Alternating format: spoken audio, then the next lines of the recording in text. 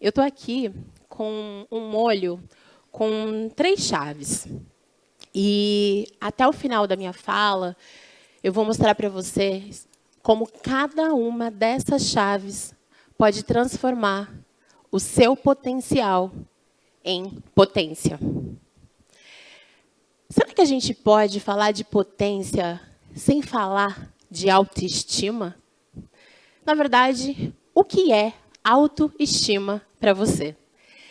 Eu acredito que, por mais que a autoestima tenha relação com a forma que a gente se veja, né, a autoestima ela é construída com base nas relações. Eu me lembro de relações que eu fui embora, não por falta de amor ou por falta de querer, mas porque, de alguma forma, aquelas relações, espaços, lugares, me faziam me diminuir para caber. Autoestima tem a ver com a gente se sentir bem na nossa própria pele. E aí, quando eu estou falando de autoestima, e quando eu estou falando de espaços e lugares que a gente, às vezes, precisa sair, porque tem espaços e lugares que a gente não gosta tanto da gente, pode ser amizade, relacionamento, mas também pode ser trabalho. E trabalho? O que é trabalho para você? Uma vez, eu ouvi uma amiga me dizer que trabalho é a nossa melhor forma de expressão no mundo. E eu achei isso tão lindo que eu uso essa definição desde então. Faz muito sentido para mim. Faz sentido para você também? E eu percebi que autoestima e trabalho, eles andam ali lado a lado. Porque aquela promoção, aquele aumento de salário, aquele projeto que você tirou do papel e deu super certo, aquele depoimento do cliente satisfeito, tudo isso faz com que a gente goste mais da gente, né? Então, acredito que está tudo bem a gente utilizar o tema autoestima profissional. Eu sou uma jovem millennial. Eu sou uma millennial, nascida no ano de 1985. Eu me sinto com 25 anos, mas a matemática insiste em dizer que eu tenho 38.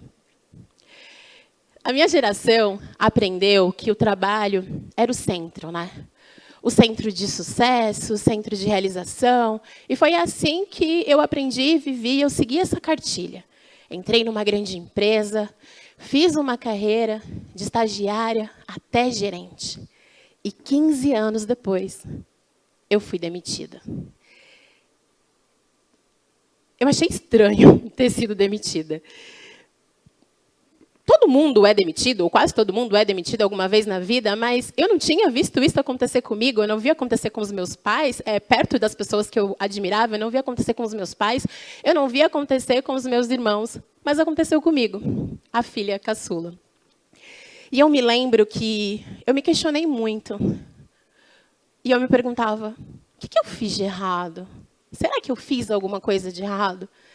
Na verdade, eu me fiz tanto esse questionamento, porque antes de eu ser demitida, eu ouvi, Mila, eu estou assumindo a área, mas eu conto muito com você. Eu ouvi também, Mila, eu já sei exatamente qual a nova gerência que você vai assumir. De uma outra diretoria, eu recebi uma ligação dizendo, Mila, eu sei que você está vendo todas as mudanças que a gente está fazendo na companhia, mas a gente conta muito com você.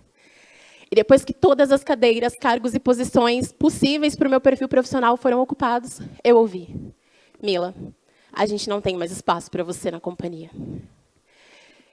Eu lembro que eu não pude conter as lágrimas. E eu perguntei, mas e todas aquelas vagas e possibilidades que eu nem cogitei, porque você falou que você contava comigo aqui?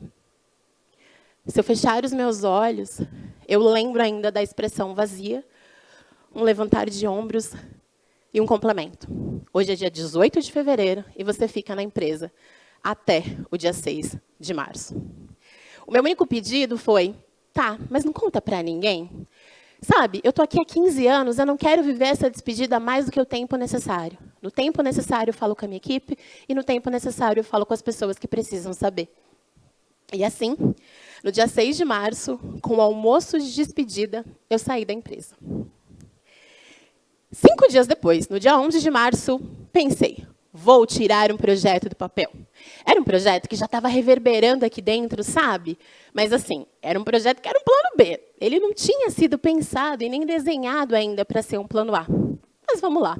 Vamos tirar esse projeto do papel. Esse projeto tinha um coração. O coração era levar para as pessoas uma ferramenta de liberdade de escolha. Era um coração sem corpo? Era um coração sem corpo. Mas ele tinha um coração. O problema é que eu comecei a me questionar. Como que eu posso levar para as pessoas uma ferramenta de liberdade de escolha, se, na verdade, o que eu comecei a fazer, nesse momento, nem foi exatamente uma escolha minha? Mas acho que esse nem era o problema. O problema foi que eu comecei sem entender o que tinha acontecido de fato. Eu comecei um ciclo sem encerrar um outro, sabe? Porque, na verdade, por que mesmo que eu fui demitida? Eu precisei de uma aliada para poder me ajudar a responder isso. E essa aliada se chama terapia.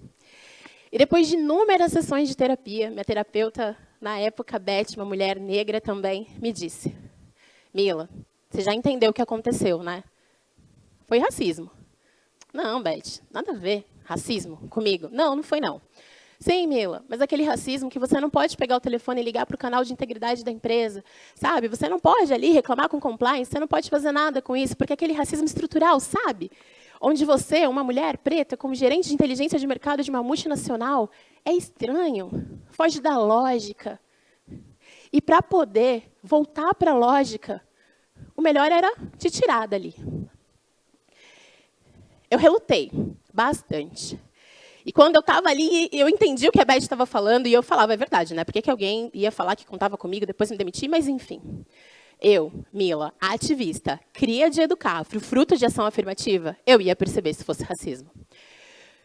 Com o meu projeto já em andamento, eu fui fazer um trabalho, e quando eu pego o endereço era o escritório central da empresa que eu trabalhei 15 anos. Ei, destino, você tem dessas coisas com a gente, né?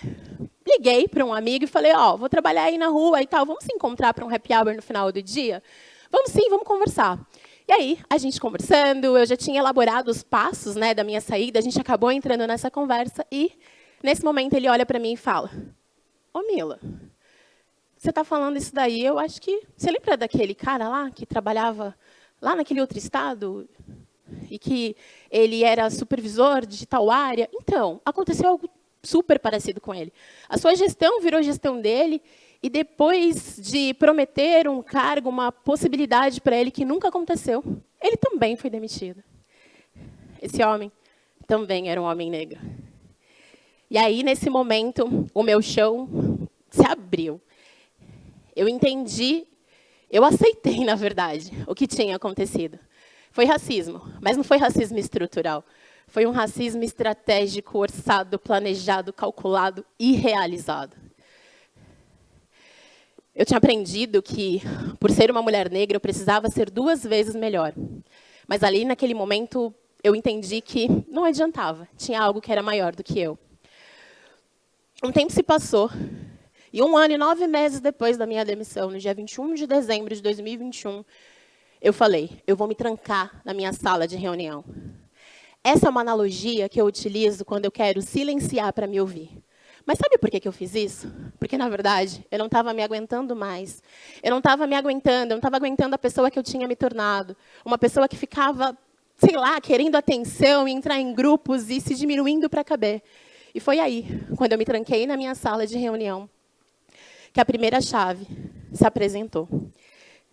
Eu fiz exatamente um mapa mental de toda a minha trajetória profissional. Eu escrevi. E eu vi o quanto de coisa eu sabia fazer.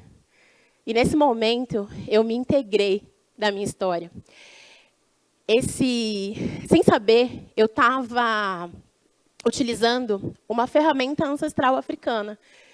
Eu estava fazendo sankofa. Sankofa é um símbolo, é uma mandingra, que ele tem um pássaro, né, com a cabeça voltada para trás, com os braços, com as pernas fincadas para frente, porque significa, vai lá no seu passado, busca, ressignifica o seu presente para você seguir em frente.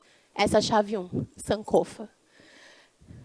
A chave 2 foi apresentada para mim quando eu resolvi olhar para a minha ancestralidade direta.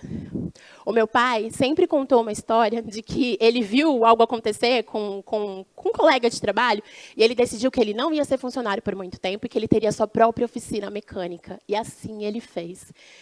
Acontece que essa segunda chave, que é a chave Raízes, me mostrou que o que eu estava fazendo... eu não te contei, né? Qual era o projeto que eu tirei do papel? Comecei a empreender. Alguém já tinha feito esse caminho antes. Meu pai já tinha errado, aprendido, acertado, e ele tinha muito para me ensinar. Outra coisa que eu também não te contei é que a ferramenta de liberdade de escolha que eu resolvi foi a educação financeira, né? Que eu resolvi levar para as pessoas. E hoje eu sou educadora financeira, economista, palestrante, mentora de negócios, blogueirinha, influencer nas horas não vagas, mas eu só posso fazer tudo isso porque eu vi a minha mãe, a dona Cida, cuidar da gente, cuidar da casa, fazer pirulito de chocolate e vender na Páscoa, fazer roupa de frio, roupa de tricô no frio para vender também. Ela fazia o nosso próprio uniforme escolar. A minha mãe tinha uma tela com a logo da escola e ela estampava as nossas camisetas. E ainda me sentava entre as suas pernas para trançar o meu cabelo. Eu só sou essa multipotencial e eu consigo unir todas essas coisas no meu negócio hoje porque eu aprendi isso com a minha mãe.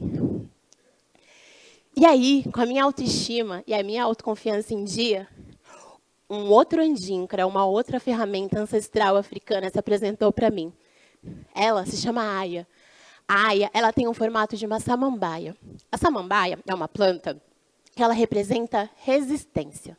Resistência porque ela pode crescer em diversos locais, nos locais mais adversos, em situações mais adversas, sabe? A samambaia também, ela representa a adaptabilidade, porque ela pode crescer em locais internos e externos, desde que ela tenha um pouquinho de calor, de luz e de água. Luz e água é autoestima e autoconfiança profissional.